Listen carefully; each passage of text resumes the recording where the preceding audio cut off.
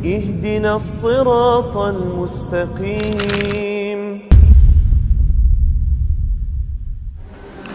Bismillahirrahmanirrahim. Assalamualaikum warahmatullahi wabarakatuh.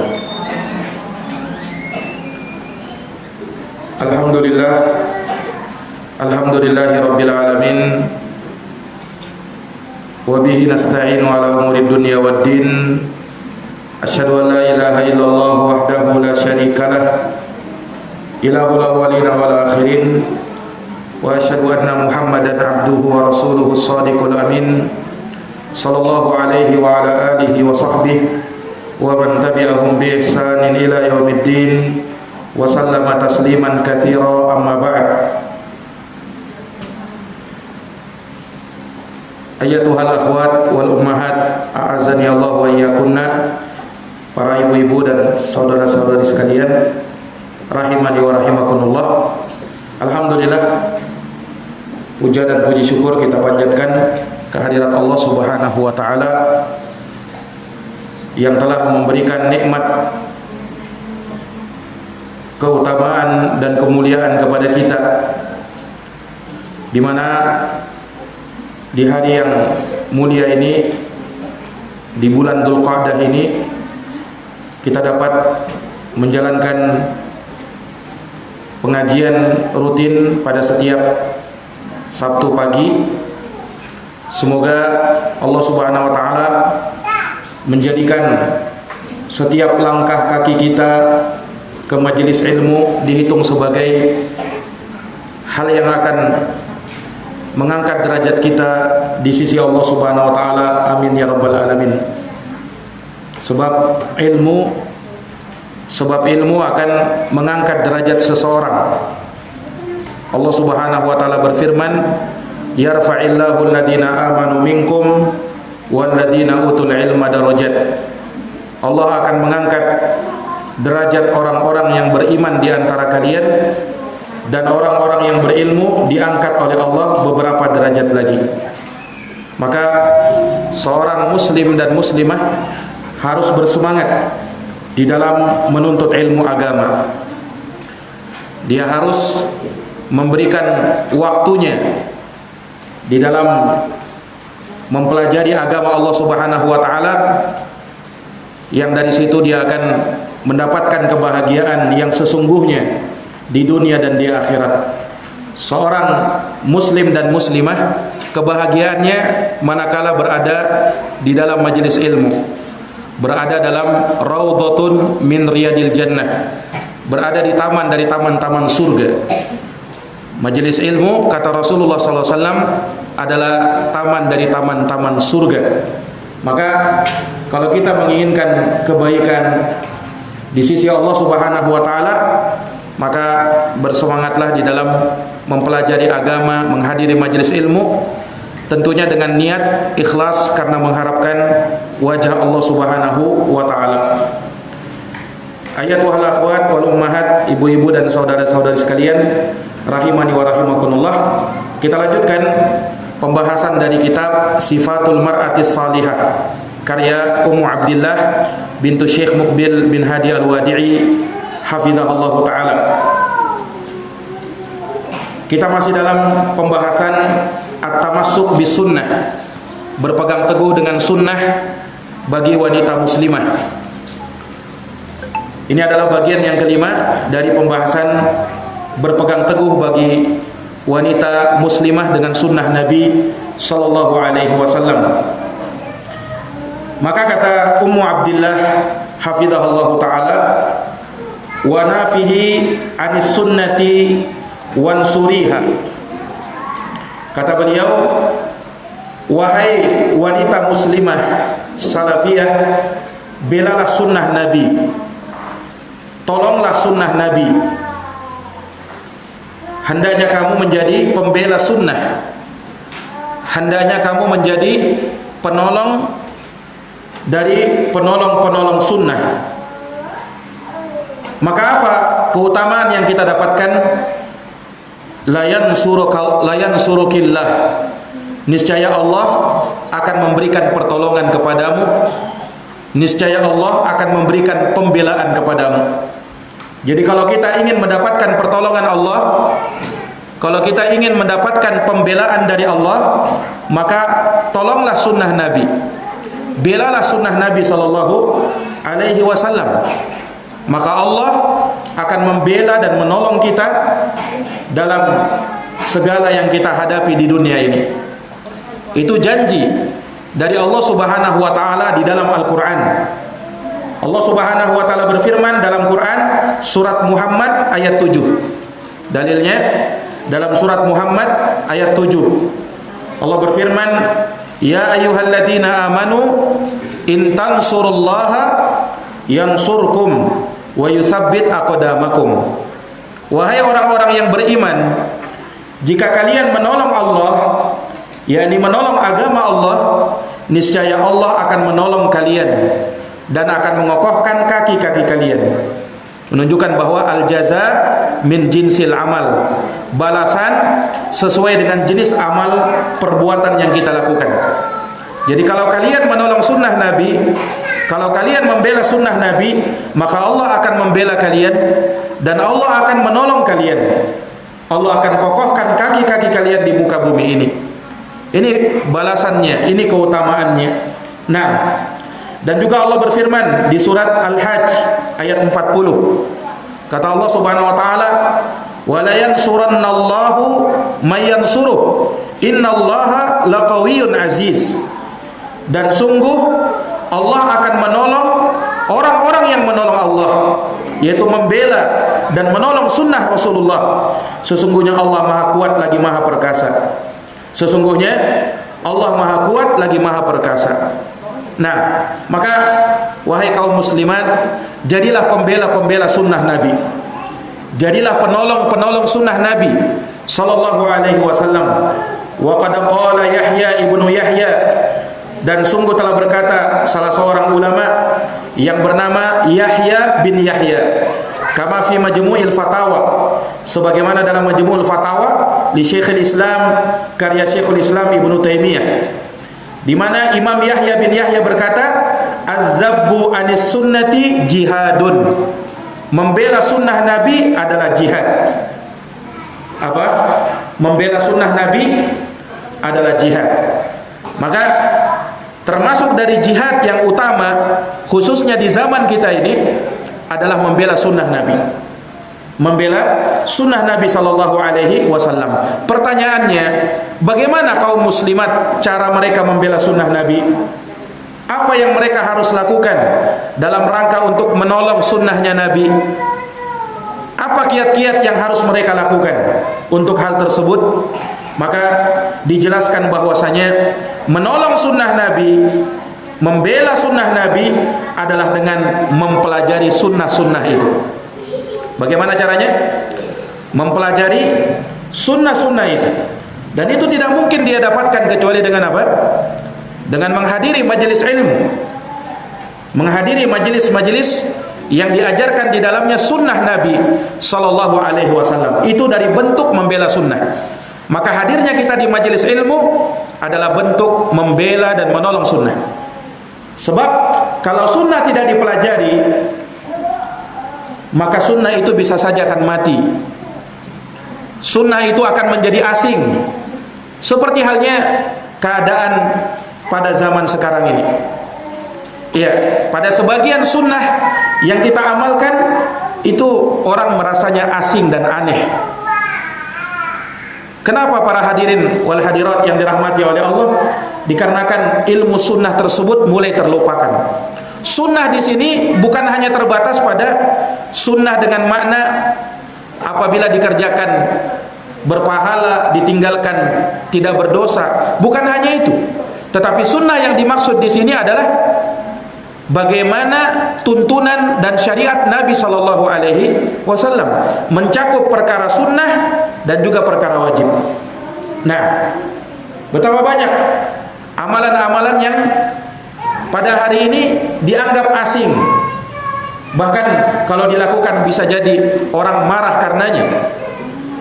Betapa banyak amalan-amalan sunnah di zaman sekarang ini yang kalau kita amalkan bisa saja mengundang fitnah karena keterasingannya. Hal tersebut dikarenakan apa? Dikarenakan kurangnya orang-orang mau mempelajari sunnah Nabi sallallahu alaihi wasallam. Maka membela sunnah Nabi, menolong sunnah Nabi adalah dengan apa? Mempelajari sunnah tersebut. Setelah kita pelajari, kita dapatkan ilmunya, maka berikutnya adalah dengan kita berpegang teguh dengannya. Setelah itu mengamalkannya. Berikutnya adalah mendakwahkannya. Inilah cara kita membela sunnah Nabi sallallahu alaihi wasallam. Pelajari dia, kemudian pegang teguh dia, lalu amalkan dia, dan setelah itu dakwahkan kepada manusia. Inilah cara kaum muslimat membela dan menolong sunnah Nabi. Kemudian tidak cukup sampai di situ, dia pun harus tahu lawan dari sunnah itu. Apa lawannya sunnah? Bid'ah. Segala yang menyelisih sunnah Nabi itulah bid'ah. Maka dia pun harus mempelajari dan mengetahui apa itu bid'ah. Karena bid'ah itulah yang bertentangan dan berlawanan dengan sunnah. Sebagaimana kita tahu, kalau tauhid lawannya adalah syirik, kalau taat lawannya adalah maksiat, kalau sunnah lawannya adalah bid'ah. Maka tidak akan sempurna pengetahuan kita terhadap sunnah kalau kita belum tahu apa itu bid'ah. Harus pelajari apa itu bid'ah. Segala amalan yang bertentangan dengan sunnah Nabi SAW, yang tidak pernah dikerjakan oleh Nabi, para sahabat, para tabi'in, atba'ut tabi'in, yang tidak pernah dilakukan oleh imam-imam kaum muslimin, yang diada-adakan sepeninggal beliau, yang mana Allah Subhanahu wa taala dan Rasulnya tidak ridha manakala ada perbuatan bid'ah di muka bumi ini. Rasulullah SAW pernah bersabda, "Man ahdatsa fi amrina hada ma laysa minhu fahuwa raddun." Barang siapa yang mengada-adakan suatu perkara baru dalam urusan agama kami, apa yang bukan darinya, maka dia tertolak, tidak diterima dan sia-sia. Itulah bid'ah, karena dia bertentangan dengan sunnah Nabi sallallahu alaihi wasallam. Maka dari perbuatan kaum muslimat membela sunnah Nabi adalah dengan apa? Mempelajari apa itu bid'ah. Setelah dia pelajari untuk menjauhkan diri darinya. Iya. Dia pelajari untuk menjauhkan diri darinya. Dia mengetahui kejelekan bukan untuk melakukan kejelekan, tetapi untuk menjauhi kejelekan tersebut. Sebab kalau orang tidak tahu mana yang baik dan mana yang buruk, mana yang bagus dan mana yang jelek, maka bisa jadi dia memandang hal itu baik padahal itu buruk di sisi Allah. Bisa jadi dia memandang itu adalah indah padahal itu sangat jelek di sisi Allah Subhanahu wa taala. Karena bid'ah itu dibungkus, dikemas seakan-akan dia adalah baik, seakan-akan dia adalah sunnah, seakan-akan dia adalah syariat, akan tetapi pada hakikatnya adalah keburukan dan bertentangan dengan agama Allah Subhanahu wa taala. Maka dari bentuk pembelaan kita kepada sunnah Nabi adalah dengan mempelajari bid'ah dan segala yang bertentangan dengannya, kemudian kita jauhi hal tersebut dan kita peringatkan umat dari bahaya bid'ah. Kita peringatkan umat dari bahaya yang namanya bid'ah di dalam agama Allah Subhanahu wa taala. Nah, maka kata Syekhul Islam Ibnu Taimiyah rahimahullah, beliau berkata, "Fa kullu man ittaba'a ar-rasula sallallahu alaihi wasallam fallahu kafihi wa hadihi wa nasiruka wa nasiruhu wa raziquhu." Semua orang yang mengikuti Rasulullah, membela sunnah Rasulullah, maka Allah akan memberikan kecukupan kepada dia, Allah akan memberi hidayah kepada dia, Allah akan menolong dia, dan Allah akan memberi rezeki kepada dia. Ini keutamaan orang yang membela sunnah Nabi, orang yang menolong sunnah Nabi dengan cara yang tadi telah kita sebutkan.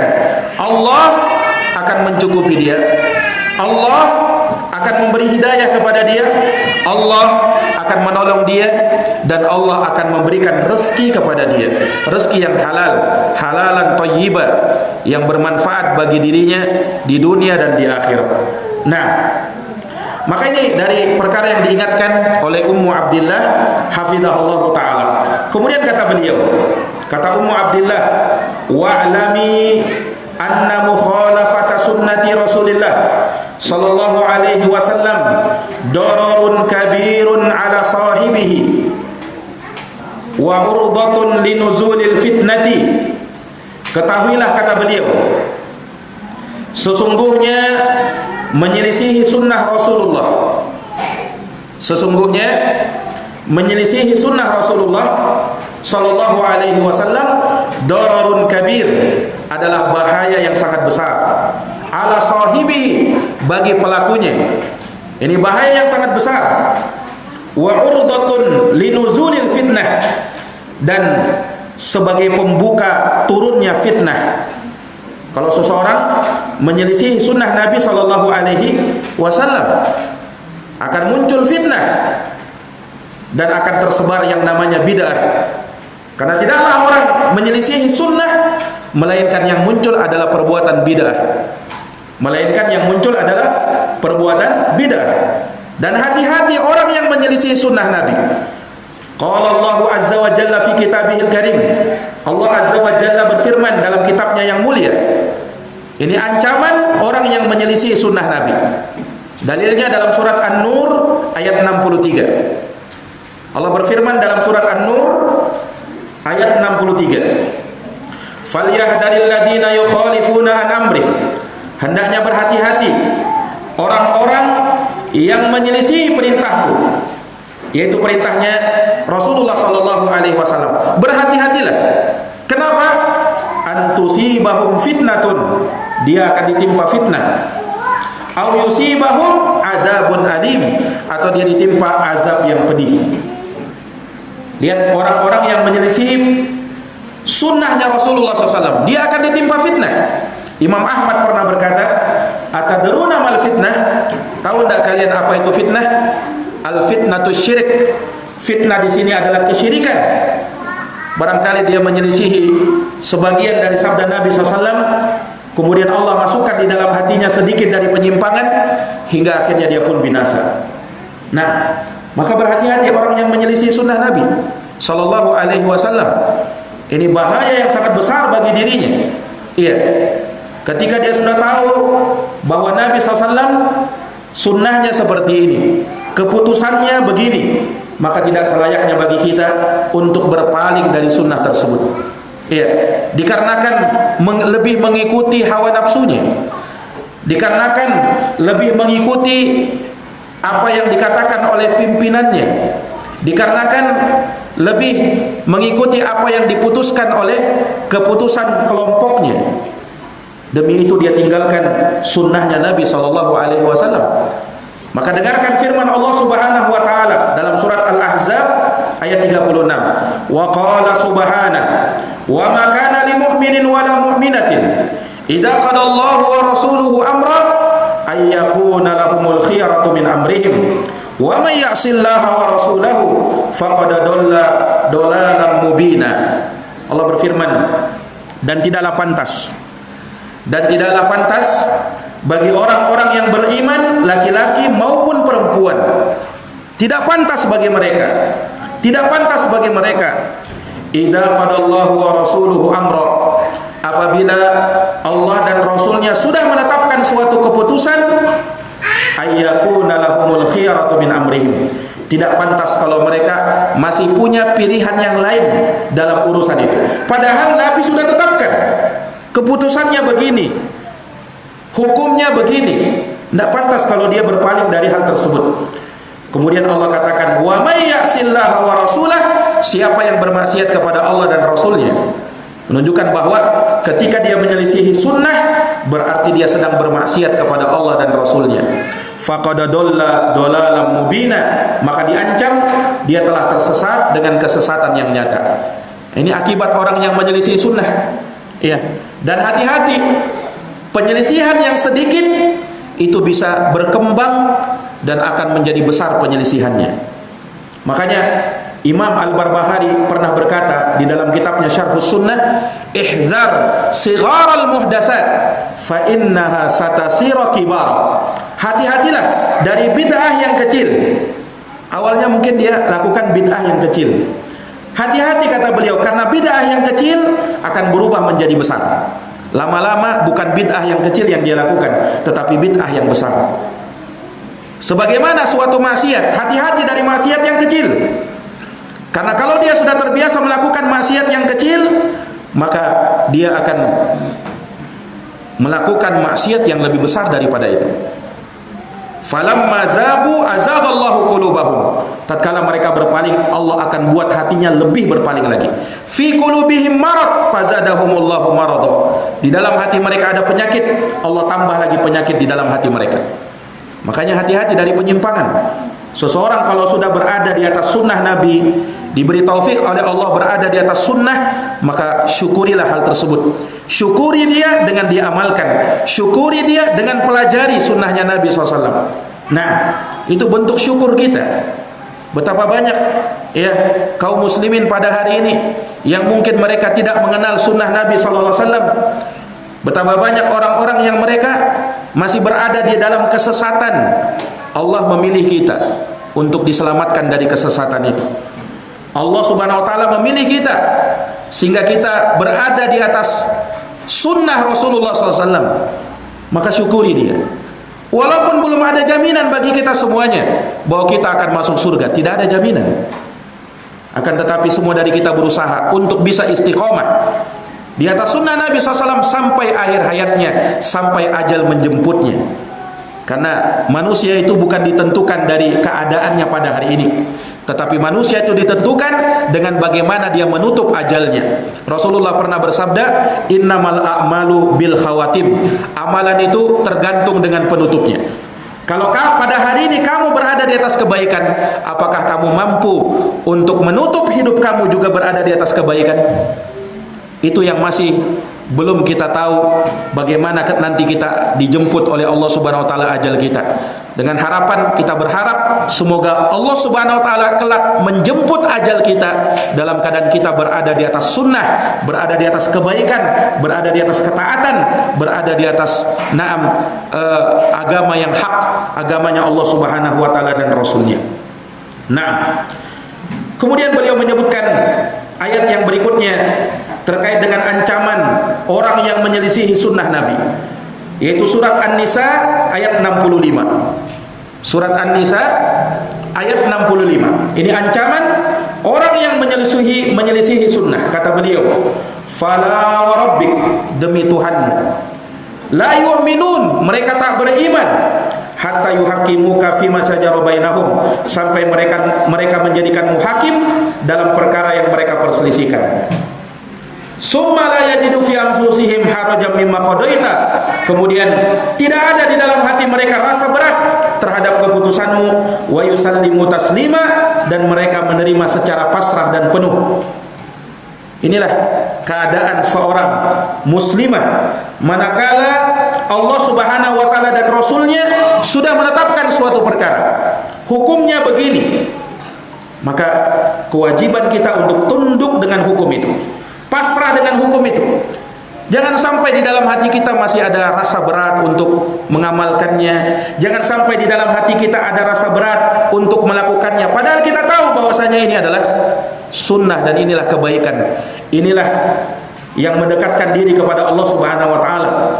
Tidak beriman, kata Allah Subhanahu wa taala, orang yang tidak menjadikan Nabi sebagai hakimnya, sebagai pemutus perkaranya ketika dia berselisih dalam suatu urusan. Nah, kemudian kata beliau, wa akhraja Muslimun fi sahihi, dalam hadis riwayat Imam Muslim dalam kitab sahihnya, an Salamata ibnil Aqwa radhiyallahu an, dari hadis Salamah ibnul Aqwa, semoga Allah meridhoinya, anna rajulan akala indan Nabi sallallahu bishimalihi, bahwa suatu hari ada seorang laki-laki yang makan di dekat Nabi SAW bishimalihi, makan dengan tangan kiri. Ini menyelisihi sunnah. Harusnya dia makan dengan tangan kanannya. Maka ditegur oleh Nabi, faqala kul biyaminik, wahai fulan, makanlah dengan tangan kananmu. Apa kata orang ini? La astati, aku tidak mau. Dia menolak sabda Nabi SAW ini. Ma mana'ahu illal kibr. Tidak ada yang menghalangi dia kecuali sombong. Inilah keadaan sebagian orang. Kalau ditegur, dia tidak mau terima. Nyata-nyatanya sudah salah, nyata-nyatanya sudah keliru, tapi dia gengsi untuk menerima apa? Menerima nasihat. Kamu mau nasihati saya, siapa kamu? Subhanallah. Nah, ini orang-orang yang seperti ini celaka. Seperti orang ini menolak sabda Nabi, dia tidak mau. Nah, maka Rasulullah mengatakan, wala mastata'ta. Kalau begitu kamu tidak akan pernah mampu mengangkat tangan kanannya. Maka seketika itu juga orang tadi tidak mampu mengangkat tangan kanannya, langsung mendapatkan hukuman di saat itu juga. Nah, ini akibat apa? Menyelisihi sunnah Nabi Sallallahu Alaihi Wasallam. Makanya jangan pernah kita remehkan sunnah Nabi. Sunnah Nabi itu mulia. Sunnah Nabi itu harus kita letakkan di atas kepala kita. Kita tunduk terhadapnya dan kita agungkan sunnah Nabi SAW tersebut dengan kita mengamalkannya, dengan kita senantiasa membelanya, dengan kita senantiasa menjadikannya sebagai rujukan di dalam hidup kita, kita berpedoman dengannya, dan kita mengamalkannya. Iya. Kemudian di sini beliau sebutkan kisah yang lain akibat orang yang menyelisih sunnah Nabi SAW. Sebelumnya beliau bawakan sebuah azhar akhraja al-Khatib fil faqih wal mutafaqih. Diriwayatkan oleh Imam Al-Khatib Al-Baghdadi dalam kitabnya Al-Faqih wal Mutafaqih. Bisanadin hasanin, dengan sanad yang hasan. An Abdurrahman ibni Harmalah, dari Abdurrahman bin Harmalah, anna Sa'id ibn al-Musayyab nazara ila rajulin shalla ba'da nida. Bahwa Imam Sa'id bin Musayyab pernah melihat ada seorang laki-laki yang dia sholat setelah azan min sholatis subhi, dari sholat subuh. Fa'aktsara sholata, namun dia memperbanyak sholat setelah azan subuh berkumandang. Harusnya sunnahnya ketika selesai azan dia sholat 2 rakaat saja, tidak lebih daripada itu. Imam Sa'id bin Musayyab melihat ada orang sholat lebih dari 2 rakaat. Fahasabahu, maka ditegur oleh Imam Sa'id bin Musayyab. Summa qala, kemudian beliau berkata, idza lam yakun ahadukum ya'lam falyas'al. Kata Imam Sa'id bin Musayyab, kalau ada yang tidak tahu hendaknya bertanya. Innahu la salata ba'da nida illa rak'ataini.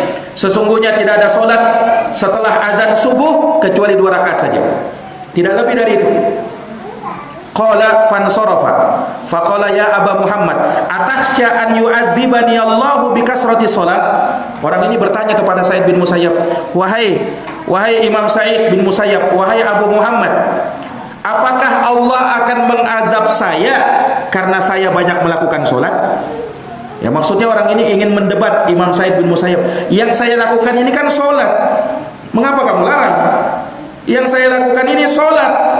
Apa kata Imam Sa'id bin Musayyab? Bal akhsha ayu adzibakallahu bitarkis sunnah. Allah tidak mengazab kamu karena kamu sholat, tetapi Allah mengazab kamu karena kamu menyelisihi sunnah di dalam sholat. Karena kamu menyelisihi apa? Sunnah di dalam sholat. Sunnahnya sholat 2 rakaat saja setelah subuh, tidak lebih daripada itu. Nah, sama ketika ada orang pada hari ini ditegur, dia melakukan misalnya salawat yang bid'ah. Bukan dilarang bersalawat, tetapi dilarang menyelisihi sunnah di dalam bersalawat. Itu yang dilarang. Nah, bukan dilarang untuk melakukan ritual-ritual pengajian ini, ya, membaca surat Yasin misalnya, Yasinan. Bukan dilarang untuk itu, tetapi kamu dilarang menyelisihi sunnah di dalam ritual tersebut, di dalam membaca surat Yasin tersebut. Itu yang dilarang di dalam sunnah Nabi SAW. Sama seperti Imam Sa'id ibnul Musayyab di sini. Nah, Karena sebagian orang ketika dilarang, ketika diingatkan perbuatannya misalnya menyelisih sunnah, apa katanya? Oh, kamu orang tidak suka bersalawat. Oh, kamu orang tidak suka membaca surat Yasin. Kamu tidak suka orang membaca tahlil. Subhanallah. Siapa yang melarang tahlil? Siapa yang melarang salawat? Dianjurkan, akan tetapi jangan kamu menyelisih sunnah di dalam bersalawat, di dalam berzikir, ya, di dalam membaca Quran. Nah, itu yang dilarang oleh Nabi Shallallahu Alaihi Wasallam. Nah, kemudian boleh sebutkan kisah. Wa qala adz-Dzahabi fi Siyar A'lamin Nubala. Berkata Imam Adz-Dzahabi dalam kitabnya Siyar A'lamin Nubala. Qala al-Hafidz Abu Sa'ad As-Sam'ani. Berkata al-Hafidz Abu Sa'ad As-Sam'ani, sami'tu Abul Ma'mar. Aku mendengar Abu Ma'mar Al-Mubarak Ibnu Ahmad. Sami'tu Abul Qasim Yusuf Ibnu Ali. Aku mendengar Abul Qasim Yusuf Ibnu Ali Az-Zanjani Al-Faqih. Aku mendengar Al-Faqih Aba Ishaq Al-Fairus Abadi. Sami'tul Qadi Abu Thayyib yaqul. Aku mendengar Al-Qadi Abu Thayyib berkata. Nah, ini kisahnya. Beliau bercerita, kunna fi majlisin nadhar bi Jami'il Mansur. Kami pernah di suatu majelis di Masjid Jami' Al-Mansur.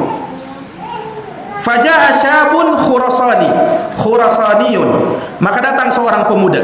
Jadi ketika ada majelis ilmu, ada seorang pemuda datang. Pemuda ini dari negeri Khurasan. Fasa'ala an mas'alatil musarrah. Lalu dia bertanya tentang suatu masalah. Masalahnya ini disebut masalah al-musarrah. Nanti akan kita jelaskan apa itu musarrah. Yang jelas dia bertanya tentang dalilnya. Fatalaba bid dalil. Dia tanya dalilnya apa? Hatta stadalla bi hadithi Abi Hurairah al-warid fiha. Maka disebutkan dalil hadis Abu Hurairah tentang al-musarrah. Dan laki-laki ini ternyata penganut mazhab Hanafi. Wa faqala wa kana Hanafiyan. Abu Hurairah ghairu maqbulil hadis. Apa katanya? Abu Hurairah tidak diterima hadisnya. Apa yang terjadi ketika dia menolak sunnah Nabi? Famastatamma kalamahu hatta saqata alaihi hayyatun azimah min saqafil jami'. Maka tidaklah dia selesai berbicara melainkan telah jatuh ular yang sangat besar dari atap masjid. Kemudian ular ini anehnya dia datang kemudian hanya mengejar si pemuda tadi. Dia tidak mengejar orang lain, hanya si pemuda tadi. Nah, orang-orang pun ketakutan. Ada apa ini? Dari mana ular itu? Besar-besarnya ular itu. Pemuda ini terus lari. Faharaba asyabu minha wa hiya tatba'uhu. Ular ini terus mengikutinya, mengejar pemuda tadi. Maka dikatakan kepada si pemuda tadi, tub, bertobatlah kepada Allah, bertobatlah kepada Allah. Maka si pemuda berkata, tubtu ilallah, aku bertobat kepada Allah. Maka perlahan-lahan ular tersebut langsung hilang. Nah, ini kisah nyata. Ini kisah nyata yang diceritakan oleh para ulama kita. Yang disebutkan qala Adz-Dzahabi isnaduha a'immatun.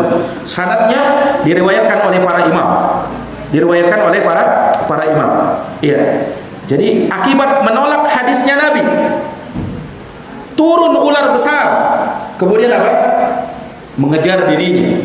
Nah, kemudian setelah itu, setelah dia bertobat kepada Allah, barulah ular itu hilang. Nah, hukuman ini bisa datang kepada siapa saja, menimpa kepada siapa saja. Mungkin hukumannya tidak persis seperti apa yang menimpa pemuda ini, tetapi dia dihukum dalam bentuk yang lain. Karena dia menolak hadis Nabi, maka Allah Subhanahu wa taala akan jadikan rumah tangganya berantakan misalnya. Karena dia menyelisih sunnah Nabi, Allah jadikan mungkin bagian dari keluarganya, anaknya mungkin rusak, ya, atau berpengaruh kepada perekonomiannya, berpengaruh pada ini dan itunya. Dikarenakan apa? Menyelisih sunnah Nabi Shallallahu Alaihi Wasallam. Ya, maka hati-hati orang-orang yang menyelisih sunnah itu. Nah, kemudian di sini boleh terangkan wa hadisul musarrah, hadis tentang al-musarrah yang tadi ditanyakan si pemuda tadi, fil Bukhari wa Muslim, dalam hadis riwayat Bukhari Muslim, an Abi Hurairah radhiyallahu anhu, dari hadis Abu Hurairah, anna Nabiy sallallahu alaihi wasallam qala, Nabi pernah bersabda, la tusarru al-ibila wal ghanama, janganlah kamu melakukan musarrah pada onta dan kambing. Musarrah itu artinya menipu orang. Iya, ini dalam penjualan. Jadi dulu kalau orang mau beli onta atau mau beli kambing, yang mau dia manfaatkan bukan dagingnya, tetapi susunya.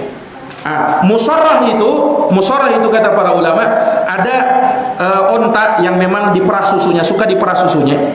Nah, sebagian pedagang dia pintar, dia biarkan susu onta itu dia tidak perah, sehingga gemuk anunya onta itu, ya, teteknya onta itu terlihat besar. Karena apa? Penuh dengan air susu. Orang pas melihat, oh ini bagus ini, bisa banyak air susu yang didapatkan. Maka dia beli unta tersebut. Pas dia beli, 1 kali perah, setelahnya kempes. Hari berikutnya tidak lagi seperti itu. Oh, ternyata musarrah. Inilah perbuatan menipu. Nah, perbuatan menipu namanya. Iya. Nah, sama pada hari ini ya, seakan-akan ada suatu barang dipoles sedemikian rupa, seakan-akan baru, padahal banyak cacatnya, tetapi dipoles sedemikian rupa, dibuat cantik, dibuat indah supaya orang tertarik, luarnya saja tapi dalamnya hancur. Itu mirip dengan musarrah yang seperti itu. Nah, dan itu diharamkan di dalam agama. Tidak boleh kita melakukan musarrah. Kalau kita mau jual beli apa adanya. Jangan kita menampilkan barang kita seakan-akan bagus padahal jelek. Ya sama kalau kita mau, apalagi kalau jual barang second, ya harus dijelaskan ini barang second, ya. Kalau ada cacatnya dijelaskan. Jangan dari dijelaskan cacatnya. Ya, harus dijelaskan, wajib hukumnya menjelaskan cacat-cacat pada barang kalau ada cacatnya. Kalau dia sembunyikan, itu namanya menipu. Rasulullah pernah bersabda, "Laisa minna man ghasyana." Bukan dari umatku orang yang suka menipu orang lain. Ya, termasuk dari menipu. Nabi pernah ke pasar, kemudian Nabi ambil di tumpukan makanan, Nabi masukkan tangannya ke dalam. Kemudian Nabi keluarkan tangannya basah. Kata Nabi, ini apa wahai pedagang? Kenapa ini basah ini? Kata pedagang ini, ya Rasulullah, itu kena sinar matahari. Lah, kenapa kau tidak letakkan di atas? Kalau kamu masih mau pakai, kenapa tidak diletakkan di atas? Kenapa diletakkan di bawah? Itu menipu namanya. Man ghasyana falaysa minna. Siapa yang menipu, maka dia bukan dari golonganku. Maka demikian pula musarrah itu seperti itu, menipu orang. Nah, maka ini dari perbuatan yang tidak boleh. Kemudian kata Ummu Abdillah hafizahullah taala, wa'tazi bi sunnati Rasulullah sallallahu alaihi wasallam. Wahai kaum muslimat, hendaknya kamu merasa mulia dengan berada di atas sunnah Rasulullah. Jangan pernah merasa hina ketika berada di atas sunnah Nabi. Iya. Mulialah dengan sunnah Nabi sallallahu alaihi wasallam. Kenapa? Fa innaha izzatun wa sa'adatun wa syarafun. Karena berada di atas sunnah adalah kemuliaan, kebahagiaan, dan kebanggaan. Liman tamassaka biha, bagi siapa yang berpegang teguh dengan sunnah. Yaqulullahu ta'ala, Allah Ta'ala berfirman, man kana yuridul izzata falillahil izzatu jami'a. Dalam surat Fatir ayat 10.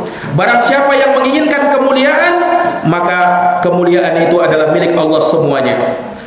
Wa yaqul, dan Allah berfirman dalam surat Al-Munafiqun ayat 8, walillahil izzatu wa lirasulih walil mu'minin. Dan kemuliaan itu adalah milik Allah, miliknya Rasulnya, dan miliknya orang-orang yang beriman. Maka kalau mulia, bagaimana caranya supaya bisa mulia? Mulia itu kita bukan dengan dunia. Mulia itu bukan dengan pangkat dan jabatan. Mulia itu bukan dengan kecantikan dan ketampanan, tetapi mulia itu manakala berpegang teguh dengan sunnah Nabi. Siapapun dia, dari manapun sukunya, bagaimanapun fisiknya, apapun kedudukannya, kalau dia berpegang teguh dengan sunnah, maka dialah orang yang mulia. Karena kemuliaan itu sekali lagi milik Allah dan milik Rasulnya serta milik orang-orang yang beriman. Orang yang tidak berada di atas agama yang hak, orang yang tidak berada di atas sunnah, maka itu adalah kehinaan bagi dirinya. Nauzubillahi min dzalik. Kemudian yang terakhir, beliau ingatkan dari bahaya taklid. Taklid itu ikut-ikutan tanpa ada hujah dan argumen, sekedar ikut-ikutan. Nah, apa kata dia? Apa kata Ummu Abdillah? Wa iyyaka wat taklid. Hati-hati kamu dari taklid, ikut-ikutan, sekedar ikut-ikutan. Jangan. Fa inna taklida fid dini manbaul jahli. Sebab taklid dalam agama itu sumber kejahilan. Taklid itu apa? Sumber kejahilan. Ini taklid yang tercela ini. Iya. Ini taklid yang tercela, sumbernya kejahilan. Wa yuraddu bisababihi katsirun minas sunan. Karena sebab taklid akhirnya ditolak banyak dari sunnah-sunnah Nabi. Karena taklid fanatik buta. Dia tidak peduli dengan sunnah Nabi. Yang penting guru saya bilang begini, yang penting kiai saya bilang begini, yang penting ustaz saya bilang begini. Kamu mau membacakan sunnah Nabi, hadis Nabi, saya tidak peduli. Subhanallah.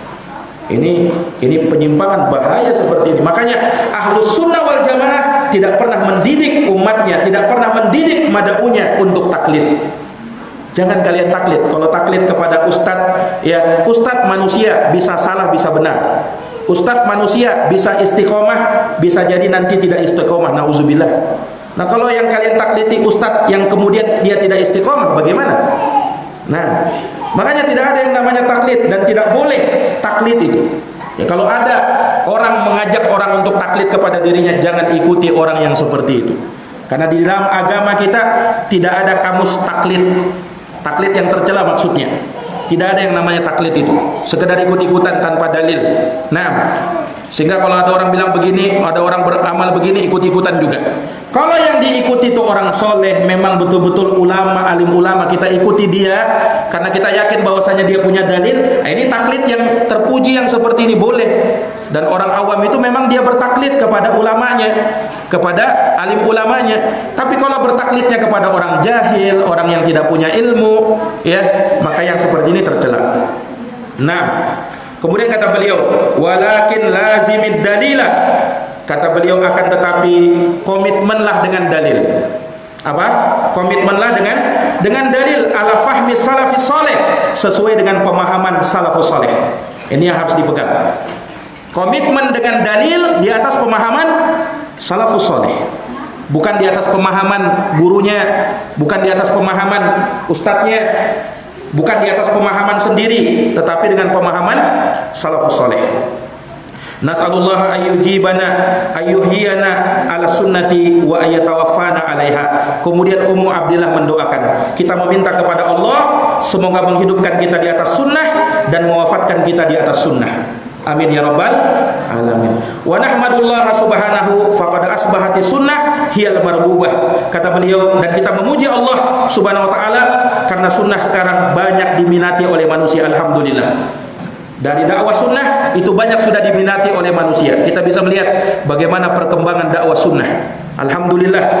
Ba'da an kanat gharibah mahjurah. Padahal sebelumnya apa? Sunnah itu asing dan bahkan ditinggalkan oleh manusia. Wa li'idhami manzilatiha fil qulub sara yantasibu ilaiha man laysa bi ahliha. Akan tetapi ya, banyak juga orang-orang apa yang memakai label sunnah ini, katanya dia juga ahlu sunnah, tetapi padahal dia bukanlah ahlu sunnah. Makron wa talbisan alat nasi wa tagriron. Untuk apa? Untuk membuat makar, menipu orang, ya, untuk mengkelabui orang.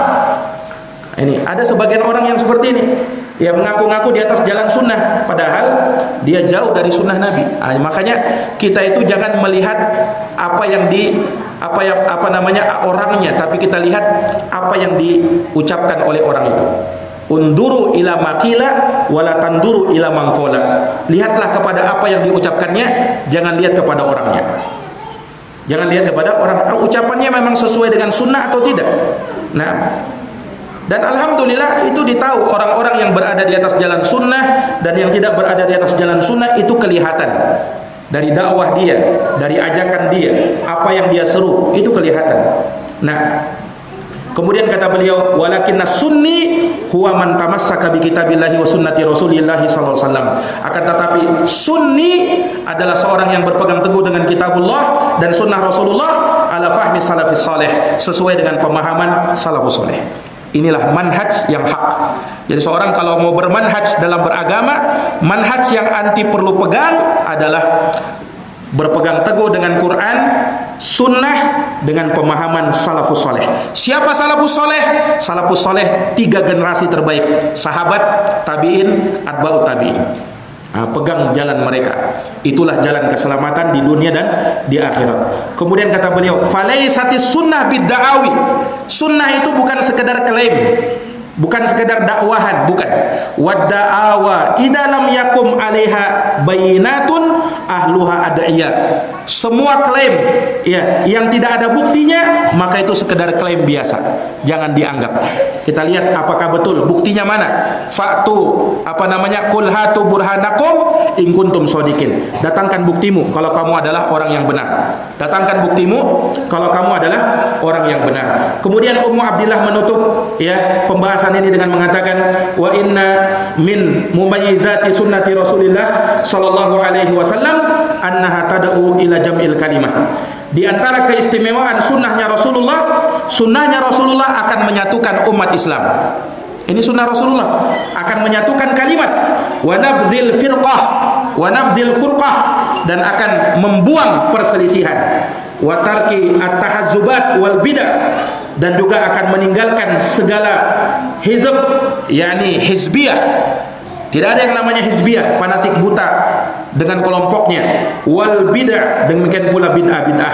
Wal istihsanat, anggapan-anggapan baik fid din, di dalam agama. Maka yang namanya sunnah Nabi akan menyatukan manusia, akan mempersatukan manusia, dan akan membuang yang namanya perselisihan, kemudian menolak hizbiyah dan bid'ah serta anggapan-anggapan baik di dalam agama tanpa ada dasar dalilnya dari Al-Quran maupun sunnah. Para akhwat dan ummahat, a'azani Allah wa iyyakunna, maka ini dari pembahasan kita terkait dengan berpegang teguh dengan sunnah Nabi SAW bagi wanita muslimah. Naam, dan ini adalah akhir pembahasan kita. Di dalam pembahasan ini insyaallah taala kita akan lanjutkan di pertemuan yang akan datang terkait dengan pembahasan yang lainnya.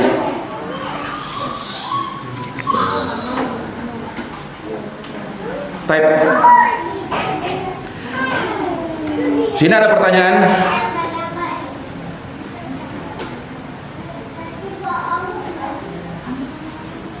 Bismillah, Afwan Ustaz mau tanya masalah uang robek. Ketika kita membeli sesuatu makanan, ada kembaliannya, uangnya robek. Apa ini termasuk menipu? Barakallahu fikum. Iya, uang robek dilihat. Robeknya itu apakah mempengaruhi uang tersebut ataukah tidak. Ada uang robek, sedikit robek, tidak ada masalah. Nah, masih laku. Ya, maka yang seperti itu tidak menipu. Tetapi kalau robeknya sampai mempengaruhi ini kelakuan uang ini, dia menjadi tidak laku gara-gara robeknya, maka itu menipu. Nah, maka dilihat robeknya itu bagaimana dulu. Ya, kalau robeknya biasa, ya intinya begini, urufnya orang masih bisa menerima uang itu. Kalau dia lihat robek, dia masih terima, tidak ada masalah, ya kan?